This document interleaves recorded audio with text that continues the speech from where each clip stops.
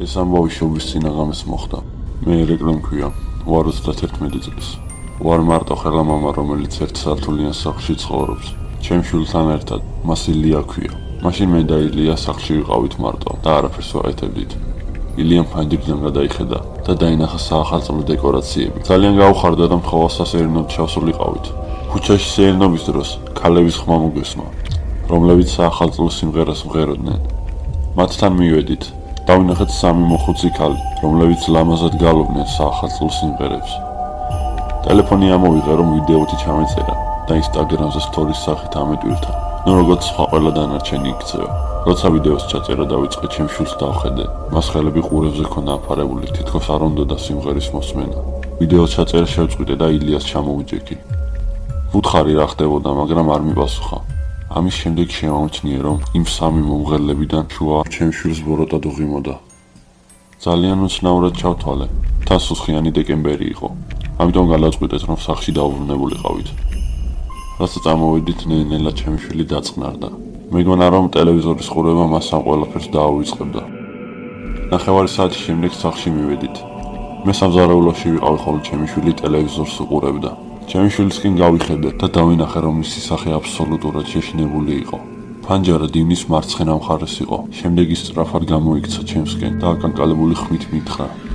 მამა, ზუსტად ის ქალი დავინახე შუაში, რომ ღეროდა. როდესაც ეს მითხრა, მე ეგრევე ფანჯრისკენ გავიხედე და დავინახე მოხუცი ქალი, რომელიც ახლახანს ვნახეთ.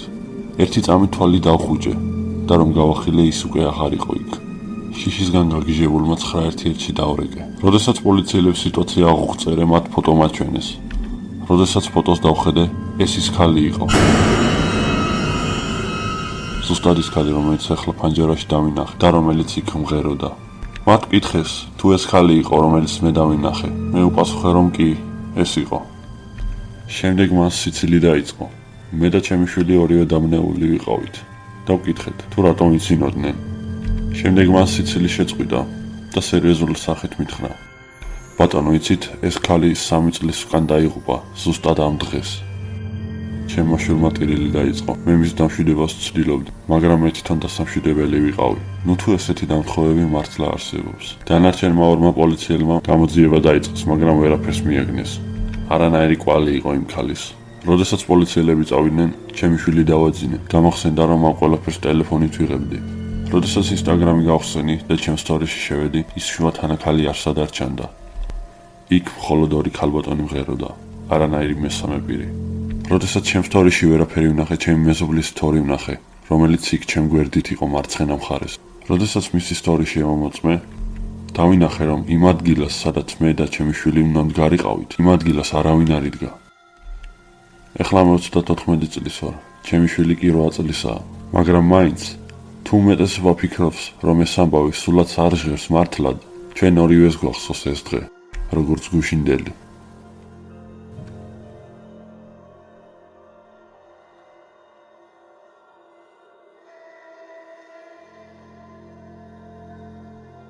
მე და ჩემი ცოლი ნიუ-იორკში ვცხოვრობთ.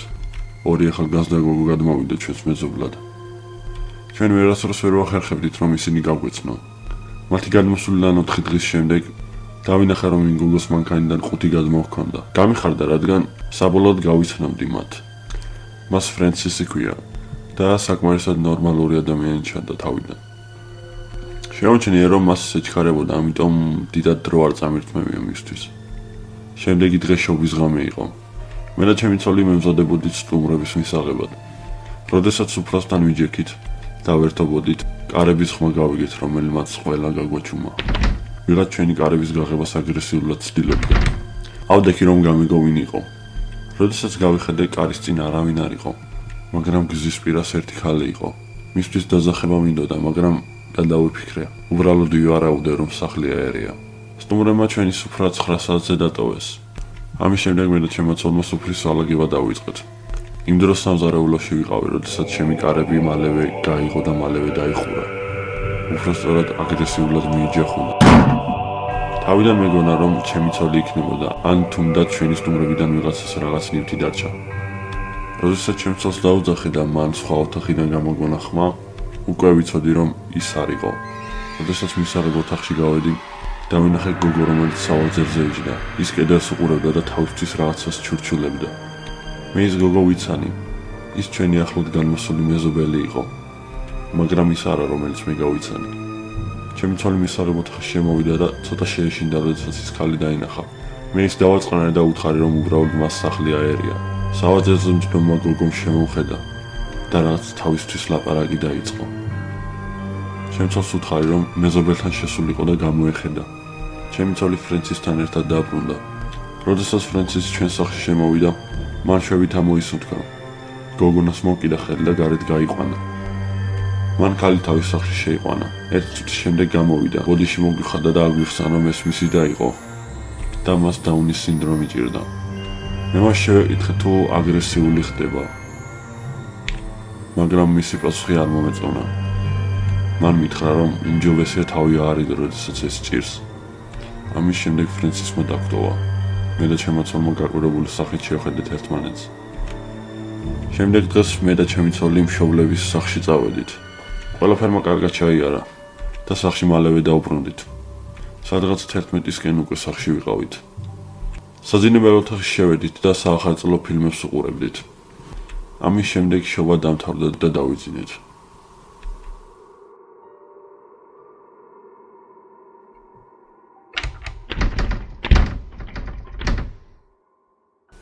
თვალები ბნელ ოთახში გავახილე. ვიგრძინი, რომ რაღაც ხმამ გამაღვიძა. ოთახში მიმოვიხედე და დავინახე, რომ ის ოთახიდან გადიოდა. თავიდან ჩემი ცოლი მეგონა. დავკითხე, საყვარელო კარგად ხარ? შემდეგ შევამჩნიე, რომ ჩემი ცოლი ჩემ გვერდით იწვა. საძინებლიდან წამოვხვდი და დავინახე მაღალი ადამიანის ფიგურა, რომელიც დიდი ალბათობით ვივარაუდე, რომ ჩემი მეზობლის და იყო. მან შემამჩნია. მე დაუყვირე, რომ არასწორ სახლში მოვიდა. ის ძალიან უცნაურად იქცეოდა. ის ჩვენ სამზარეულოში გავიდა და დანით დაბრუნდა. მე ეგრევე რეაგირება მოვახდინე და კარები ჩავკეტე. შემდეგ პოლიციას დაურეკე და ვითარება მოახსენე. პოლიციისთვის ლოდინი ყველაზე საშინელი მომენტი იყო. 15 წუთის შემდეგ პოლიცია ფრენცისთან ერთად შემოვიდა. ფრენცისი ძალიან აღელვებული იყო.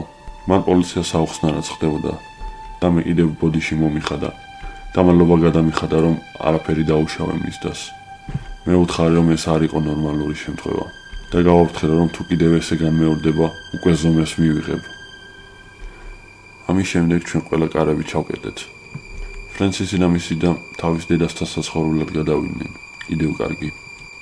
ეხლა ამ აბავს ვიხსენებ და ვფიქრობ, რა მოხდებოდა იმ ხმას რო არ გავეხვიძებინე.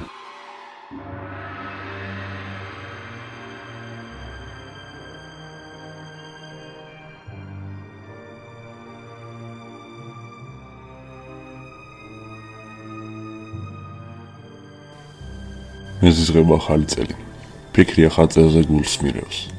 ადრე ასეთი არ ვიყავი. მე სულ ვერთობოდი ახალ წელს და მიყვარდა ეს დღესასწაული, მაგრამ ახლა ყველაფერი შეიცვალა. მე ანრი მქვია. ყველაფერი მაშინ დაიწყო, როდესაც 26 წლის ვიყავი. მაგ დღეს ზუსტად ახალი წელი იყო. მე და ჩემ შეყვარებულს დაგეგმილი გქონდა, რომ საახალწლოდ მოლში წავიდოდით საშოპინგოდ. ამიტომ ის ძალიან გახარებული იყო ამ ამბით. დაურეკე და ვუთხარი, რომ ცოტა ხანში წავიდოდით. სხვათა შორის მას ელენე ჰქვია. მე და ელენე უნივერსიტეტიდან მოყოლებული ვხვდებით ერთმანეთს, ამიტომ მე და მას ძალიან ახლო ურთიერთობა გვაქვს. და ზუსტად ამიტომ გადავწყვიტე, რომ მისთვის ცოლობა მეთხოვა და ახალი წელი ზუსტად რომ საუკეთესო დღედ მიმაჩნდა ამ ნაბიჯის გადასადგმელად. მახსოვს თოვლიანი სუსხის აღამო იყო, როდესაც მე და ელენე მოლში წავედით. მოლი გადავსებული იყო ხალხით, რადგან საახალწლო აქციები იყო თითქმის ყველა მაღაზიაში. მახსოვს პირველი მაღაზია ზარა იყო. ამიტომ შევედი, რომ ჩემთვის რაიმე წასაცმელი დამეთვალიერებინა. წასაცმელი სწრაფად ვეავარჩიე და გასასინჯო ოთახში შევედი, რომ მენახა მიხდებოდა თუ არა. ჩემი შეყვარებული გარეთ მელოდებოდა. არჩეული წასაცმელი ძალიან მომეწონა და აზრისთვის ჩემ შეყვარებულს ვკითხე, თუ მოსწონდა ამასაც. როდესაც გასასინჯი ოთახიდან გამოვედი და მისი სახელი დავიძახე, ის იქ არ იყო. ვიფიქრე, რომ სხვა მაღაზიაში წავიდა მეტი დასაცმელსაც არჩევად. როდესაც დასაცმელი ვიყიდე, დავინახე, რომ გარეთ ელენე რაღაც დიდ რიგს ელოდებოდა. მე მიუახლოვდი მას და ვკითხე, თუ რატომ დამტოვა მან. მან მითხრა, რომ მასთან ფოტოს გადაღება უნდოდა. დავინახე, რომ რიგის სანტა-კლაუსთან გადასახები ადგილი იყო და ვუთხარი, რომ ეს რიგი ძალიან დიდია და დიდ დროს წაგავართმევდა. ის სანტა-კლაუსი არ არის, მან მითხრა. დავიხედე რიგის დასაწყისში და შემოვჩნია, რომ იქ ზუსტად 2 რიგი იყო. ერთი ეკუთვნოდა პროფესიონალური კამერით გადაღებულ ფოტოს სანტასთან, მეორე კი იყო ვიღაც მწვანე კოსტუმში ჩაცმულ ადამიანთან, რომელიც ვივარაუდე, რომ გრინჩი იყო. ჩემ შეყვარებული მისი დიდი ფანი იყო, ამიტომ დამითანხმა, რომ მასთან ფოტო გადაიღო. მაინც მე ეს ყველაფერი უცნაურად ჩავთვალე, რადგან მას არ ჰქონდა სანტასავით კარგად მოწყობილი ადგილი. არანაირი კარგი ხარისხის კამერა, არანაირი საჩუქრები, არანაირი ნაძვისხე. არაფერი, მხოლოდ ის. ელენეს კაცი რაღაც უცნაური ჩანს, მოდი წავიდეთ რა. კარგი რა, ანრი, დაწყნარდი, მხოლოდ ერთ ფოტოს გადავიყევ და მორჩა. როდესაც ჩვენი ჯერი ახლოვდებოდა, გრინჩის ფორმაში ჩაცმულ კაცს დავაკვირდი და დავინახე, რომ ის ელენეს თვალს არ აშორებდა. ასევე მისი თვალის გუღა ძალიან გაფართოებული იყო. თითქოს და მისი დანახვა ძალზე მეტად გაუხარდა. თუ ხვდებით, რასაც გულისხმობ. ბოლო-ბოლო ჩვენი რიგიც დადგა და გრინჩს მივუახლოვდით. ჯერ გოგო გადაიღებს ფოტოს. გრინჩმა თქვა. მეგობარო, ის ჩემი შეყვარებულია. გითხარი უკან დაიწიე ბიჭუნა. ჯანდაბა. არ მინდოდა ახალ წელს ჩხუბით შევხვედროდი, ამიტომ უკან გავიწიე. რა ლამაზი გოგო ხარ. მოდი მომიჯექი გვერდით საყვარელო. კარგ დროს გავატარებთ. სიმწრისგან განვრისხდი და დავუყვირე. მან მითხრა. უკან დადექი მეთქი ბიჭო, მას ჩემთან უნდა ფოტოს გადაღება. შემდეგ ელენემ მას ხელი გაარტყა და იქაურობა დავტოვეთ. მე და ელენე სახლისკენ ტაქსით წავედით. მახსოვს, რომ მე ის თავის სახლთან დავტოვე და შემდეგ მეც სახლში წავედი. მოგვიანებით მოვიწყინე და გადავწყვიტე, რომ ვისკი დამელია, რომელიც მამაჩემმა მაჩუქა. ვისკი ჩამოვისხი და ბუხართან დავჯექი. 10 წუთის შემდეგ რა მოხდა უკვე აღარ მახსოვს.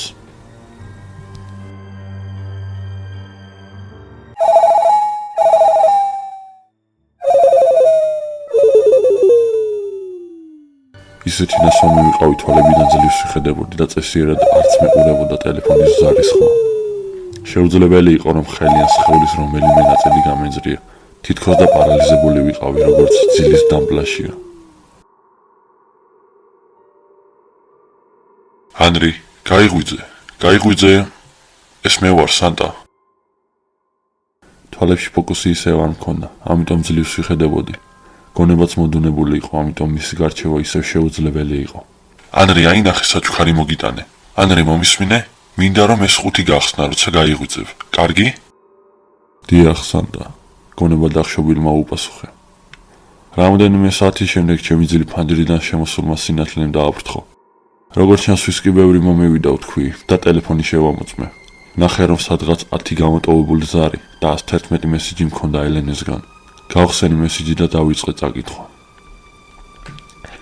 ანრი, ეს შენ ხარ? ჩემს სახლში შენ შემოხვედი? ეს არ არის სასაცილო. ჯანდაბა.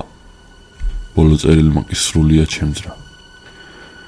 ვიცი რომ ჩემს სწორად მოყვანა საპირებ, ანრი. და ეს მესიჯი მეორდებოდა. ამის შემდეგ ელენეს დაურეკე. ტელეფონზე არ ამიპასუხობდა. შემდეგ თვალები დავხუჭე და გუშინდელი ღამის გახსენება დავიწყე. გამახსენდა, რომ სანტამ თუ ვიღაცამ საჩუქარი მომიტანა. საჩუქარი ნაძვისხესთან იყო.